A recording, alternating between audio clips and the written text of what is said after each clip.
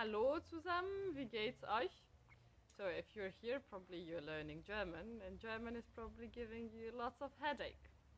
And I believe that you have already seen lots of memes about German, and one of them, like this, is probably one of my favorite ones. And yeah, people are really confused. Why does German have all of these der, des, dem, die, den, and so on and so on? And English just has the article the. So the answer to that is declension.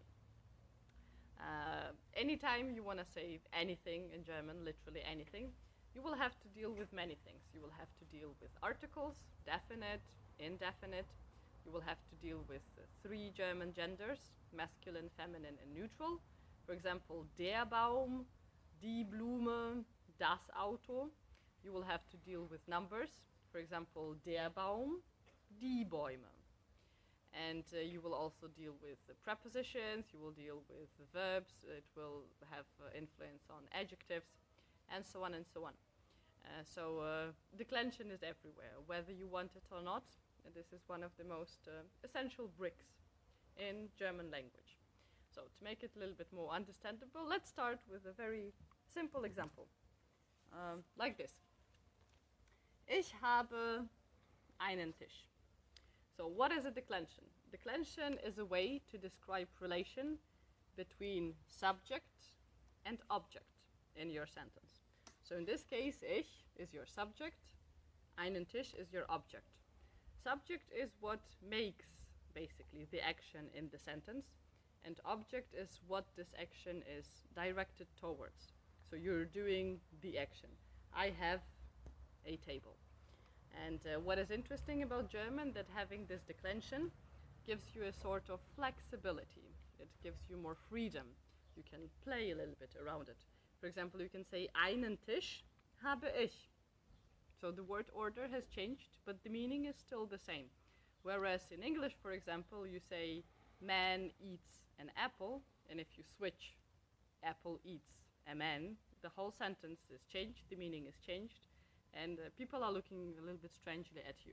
And in German this is not possible, because yeah, you have your inflected parts of the sentence. In this case it's your indefinite article einen, and from einen you can see that Tisch is masculine, it's der Tisch. It is in singular, it's just one Tisch, and the case is accusative. And here comes the part about the cases. So when you see, like whenever you see a table like this, for example, and then you ask yourself, oh, why so many things of saying the same thing, like dieser gute Mann, einer gute Mann, ein guter Mann, and so on and so on and so on. The answer is yes, these are cases. So why do you need cases? In German you have four cases: nominative, genitive, dative, and accusative. And all of these cases, they are related to objects or subjects. For example, another sentence. Ich kaufe die Bananen.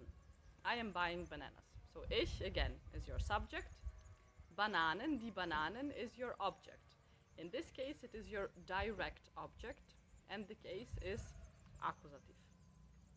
If you want to make it a little bit more complicated, if you want to add more action to your sentence, and you want to say, let's say, ich kaufe meiner Mutter die Bananen. I'm buying bananas for my mother. So Bananen is still going to be your accusative object, so your direct object, and meiner Mutter is going to be your indirect object, and this is where you will need your dative. Then there is also genitive. Nobody pays attention to genitive. Genitive is there to show possession. For example, meiner Mutters Auto, the car of my mom, meiner Bruders Hose, the pants of my brother, meiner Vaters handy, the cell phone of my dad. So you can skip that, I can reassure you. So yeah, out of four cases, basically you're gonna need just three. And that's it. This is actually the response why there are so many cases of long, weird, and strange words in German. So yeah, this is your answer. These are the cases. And I can tell you that it has always been like this. Centuries and centuries and thousands of years ago, for example, the Proto-Germanic, the grandpa of modern German, it had 6 cases.